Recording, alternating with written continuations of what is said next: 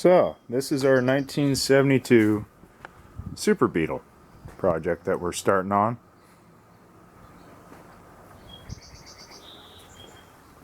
This is something I'm just kind of slowly getting together. Don't mind the boxes of parts stacked in here. But just picked this up a couple of months ago. Finally got a few things coming together to actually get the project started, which is making it reliable.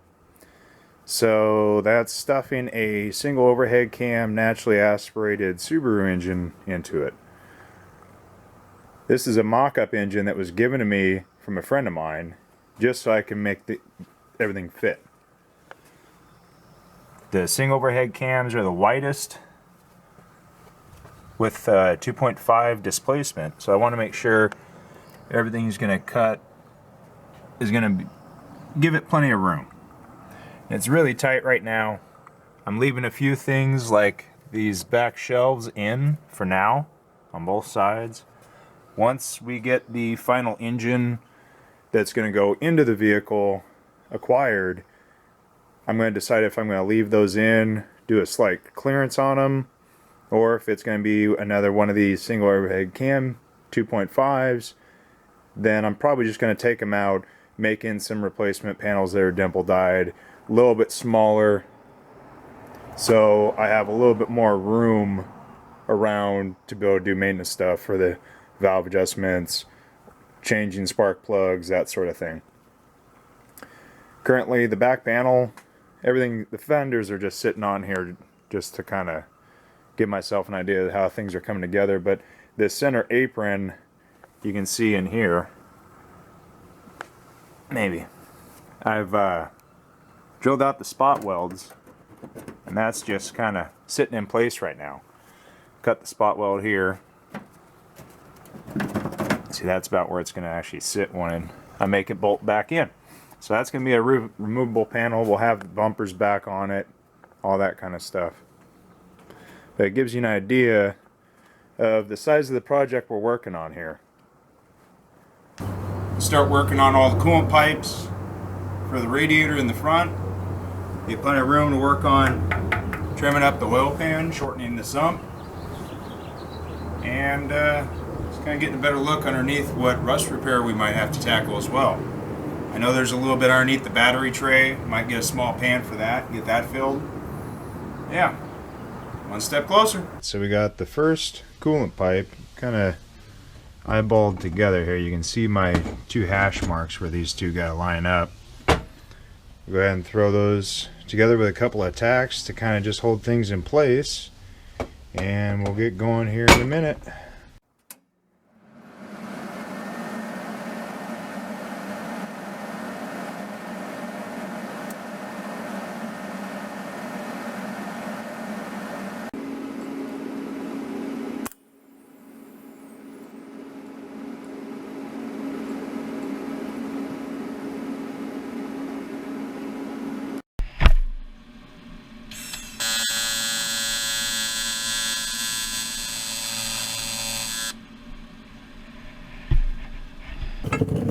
I got this coolant pipe kind of put together.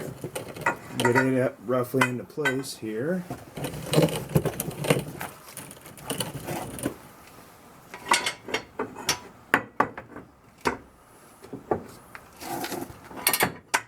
That's roughly where the coolant pipe's going to run, right along the frame here. And see, now where I got to work on is figuring out this little kick here. So we're going to do about a 12-degree miter here and about 25 degrees overall, 24.5. Return around the back of the frame. We'll get all set up to make that cut.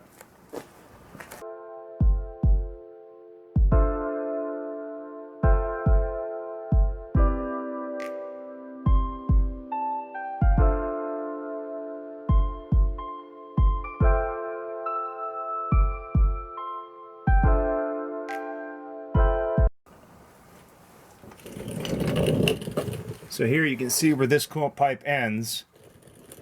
We're going to make it return around but tuck past this factory jack point. So this coolant pipe is going to tuck up into the frame something similar to that. You can see where I've already made some indexing marks where I think this will work and fit around that jack point. So now we'll get some tack welds on that to hold it together, get back underneath, make sure it's going to clear this, and then we'll figure out what way we need to route it to tuck around the back part of the pan.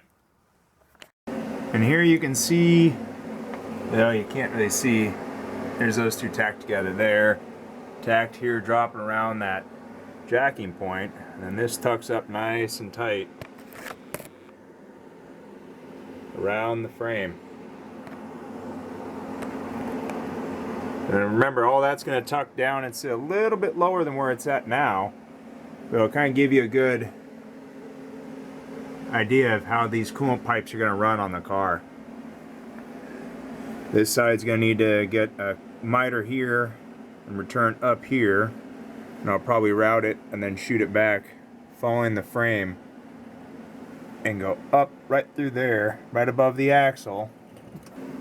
You can see it hiding away back in there, coming back up and over the axle. It's just kind of sagging down a little bit right near the axle where the factory fuel line's hanging out. There's actually an air gap there. It's just hard to see. It's actually thicker than the diameter of that fuel line. Let me reach down there and move that so you guys can get better. But you can see it just fell down. It's just kind of taped on, but there's actually plenty of clearance back there. This flat bar is just kind of showing about where I want it to come up and through past the bulkhead here. There's going to be an expansion tank or a header tank with the radiator fill cap here for bleeding the system, and then we're going to drop down and come down to where the factory coolant pipe is, somewhere in here, to connect in. But let's check out underneath now.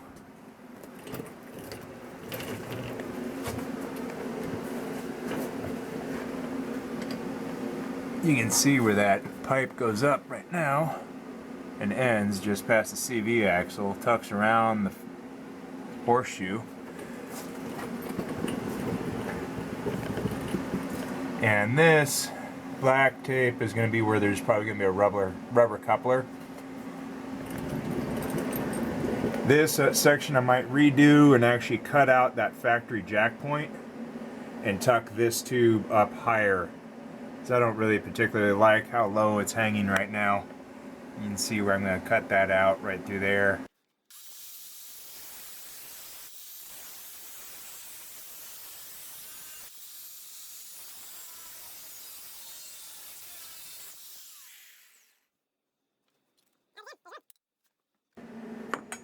So there's that. You can see it's pretty close on the angle. So either I'll remake this piece in this angle, open that up,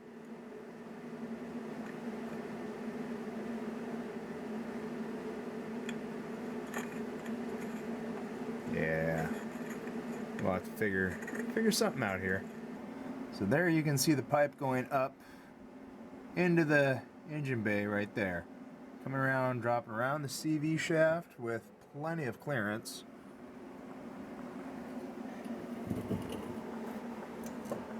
That lines up when it's held up into place. Kind of hard to tell, but it does. You can see how that fits around now. I gotta clearance that little edge right across there, probably cut this bracket off, and then start making the hangers for the whole system. Well, for the whole pipe on this side. You can see where it goes up and ends. I still gotta build all this, but I might just leave that to when I actually get the radiator, and then I can plan out where I'm going to run the hard lines up in between the suspension arms and actually up underneath the gas tank, somewhere up there. So next is to fully weld this one out.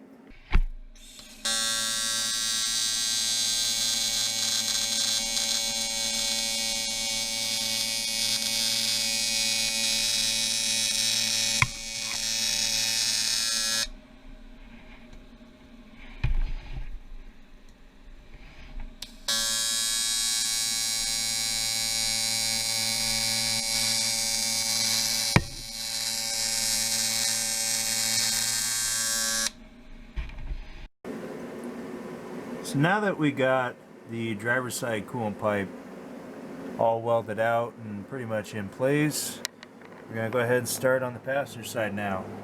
Cutting out that jack point and getting the pipes fit.